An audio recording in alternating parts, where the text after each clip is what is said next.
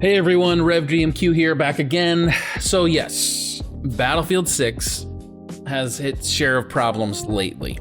The winter offensive patch caused some stutters, some crashes, some weird animations, some menu issues, and the community really has let everyone know about it.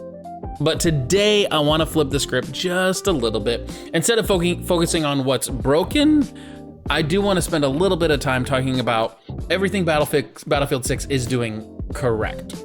Because underneath the bugs, the frustrations, and all of the noise, there is still a core experience that's exciting, that's ambitious, that's genuinely fun. So let's get into it. And I want to encourage you to like and subscribe to the channel. I'm really hitting for that 1,000+ subscribers in the very near future. So please like, subscribe, comment, share it, do all, you know the things. Just help a brother out. Okay, first and foremost, let's talk about the gameplay. Because when Battlefield 6 works, it works. The gunplay, to me, this is the best gunplay we've had since Battlefield 3. Although Battlefield 5 was phenomenal as well in terms of gunplay. But the gunplay feels weighty, it's responsive, the movement is tight, the infantry sandbox is deep enough that nearly any play style feels viable. Everything from close quarters, point pushes, to long range, Overwatch, these roles have a place in the game. The recoil patterns are readable. TTK feels balanced in most modes, and even with the performance problems, the moment-to-moment shooting experience is satisfying. And I think that's really important. I mean, honestly, there's no single gun meta in Battlefield 6. There's so much balance with the weapons. You can play with a weapon that you want to play with, and you don't feel like you're gonna get absolutely destroyed every single time. Performance issues can be patched, server hiccups can be fixed, but that immersive, addictive gameplay and that gunplay, the foundation of the franchise, well, Battlefield 6 still nails that sense of chaos and control. That Battlefield magic moment when explosions, vehicles, teammates, and pure luck collide into something unforgettable. Whether you're sprinting across a field under artillery fire or gliding through the air in a chopper to revive your entire squad, Battlefield 6 still delivers those cinematic, unscripted moments that no other shooter consistently captures, not like Battlefield does.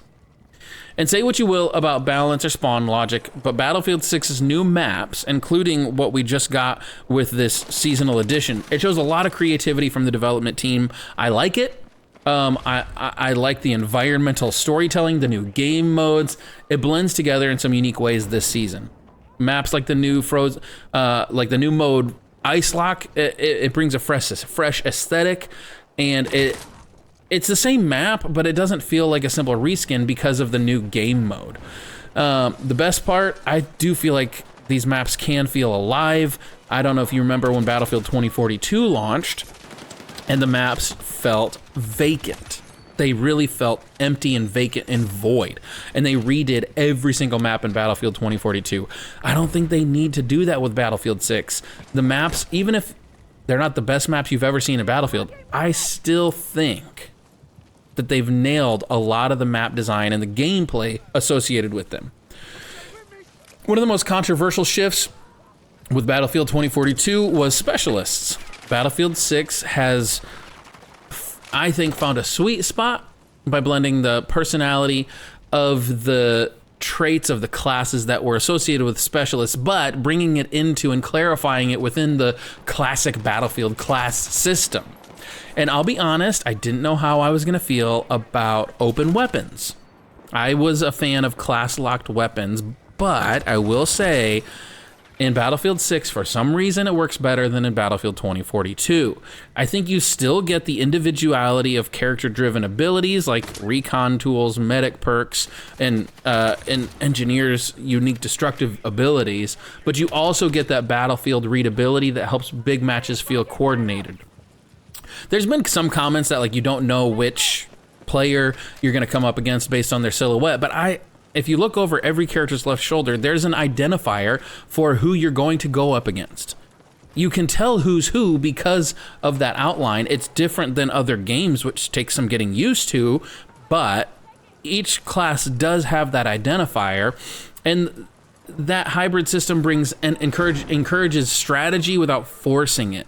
I think you can experiment in your squads, you can remix, you can adapt your loadouts based on the flow of the match, based on how your squad is playing. You're not locked into one rigid archetype, but you're also not drowning in chaos, which is kind of what Battlefield 2042 felt like at times. And I think Battlefield 6 has kind of found a balance in that and found a rhythm with it. Moving on, RedSec, to me, is one of the best additions to Battlefield. Yes, it has its bugs. Everybody knows it. But I think that RedSec is one of the best new modes that the franchise has ever introduced. I am biased. I will be honest. The first time I saw PUBG, because I couldn't play it because I wasn't on PC, I wanted a Battlefield BR. And RedSec brings a fast tempo without losing the identity of the series. It's tactical, but still crazy. It's competitive, yet still approachable. And crucially, it hits that sweet spot between squad-based teamwork and high-skill individual moments. You can still clutch up. The redeploy and the beacon mechanics, they add tension in a way that feels uniquely Battlefield, not like a Battle Royale clone of everything else. There's a unique Battlefield spin to it. And comebacks can happen, and one clutch revive or perfectly timed reposition can swing the momentum of a match. It's strategic, it's thoughtful, and I think that the community response proves it. Even players frustrated with the patch still jump into RedSec because the mode is fun, and to me that's the most important thing. Issues aside, I think that RedSec has legs, and I hope that they can continue to build it into a real viable long-term BR with competitive, with this open series. I think it has an opportunity for staying power. Portal has got to be one of the crown jewels of Battlefield 6. Even now with some glitches, it remains really ambitious and generous, like one of the biggest things that any AAA shooter has brought into the FPS arena. Portal allows people to recreate classic Battlefield modes. I've seen somebody making a Battlefield 1 Grand Conquest. People are working like crazy on this. Gulf of Linden gives me those Gulf of Oman vibes. It gives me that Conquest assault vibes. People are remixing weapons and rules, and they're creating completely unhinged experiments. And everything I've seen, it's awesome and it's surprising. Whether it's this really refined tactical mode with realistic settings, or this ridiculous rocket launchers only on tiny maps, Portal allows Battlefield to be whatever you want it to be. And the best part, it keeps the older eras of Battlefield alive. Fans of Battlefield 3, Bad Company 2, and 1942 still hop into Portal to try and relive those old school vibes with a modern polish. As long as Portal exists, there will always be a reason to return to this game if the devs can get it in front of players. That's the key. Here's something the community doesn't give itself enough credit for. Battlefield players are passionate. I think one of the best things that Battlefield has for it is that the Battlefield community, boy, they care. They are vocal, and honestly, that's a strength. So in my everyday work, I sometimes get people that are frustrated at the decisions that get made in my organization. I'm a pastor, the church I run, sometimes people get upset. And you know what my posture is when people are upset at what's taking place at the church? I am so grateful you care so much about what's going on in this. We can work with that. If you don't care about something, you don't get frustrated by it. The fact that so many Battlefield players are so vocal about this stuff indicates how much people truly love this game and yearn for it to be something spectacular. Even when the game is struggling, I'm still finding full matches. Community forums are still going crazy. Servers are popping, and Reddit will not stop buzzing. The Battlefield community shows up, whether it's to critique the game or to celebrate it. And when the game improves, which history suggests it will, does anyone remember Battlefield 4, please? Which we talked today about as being the best Battlefield ever in the franchise? It was unplayable for 6 months, like literally unplayable for 6 months after launch. Battlefield 6 is in a much better state than Battlefield 4 was. So history tells us that all of these things will get sorted out, and when it does, this passionate player base will be the reason Battlefield 6 stays alive and thriving. So yes, Battlefield 6 has issues. Some are big, Some are game breaking at the moment, like the menu bug. Some are small. Some were introduced recently and others are still carried over from launch. But beneath all of that, Battlefield as a game is still doing a lot of things right.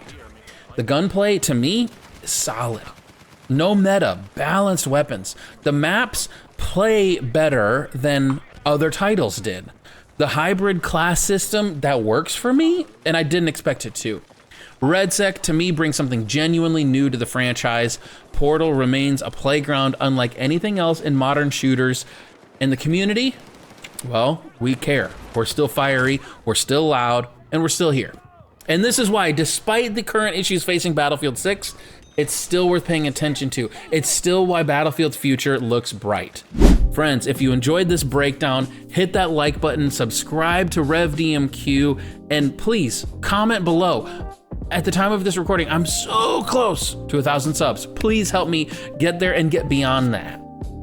But also, I wanna know from you, what keeps you coming back to Battlefield 6? Or what is keeping you away from it right now? I'd love to see your comments below, and I'll read those comments and check them out, and maybe we'll discuss them in a later video. Thanks for watching. I'll catch you guys in the next one. Grace and peace.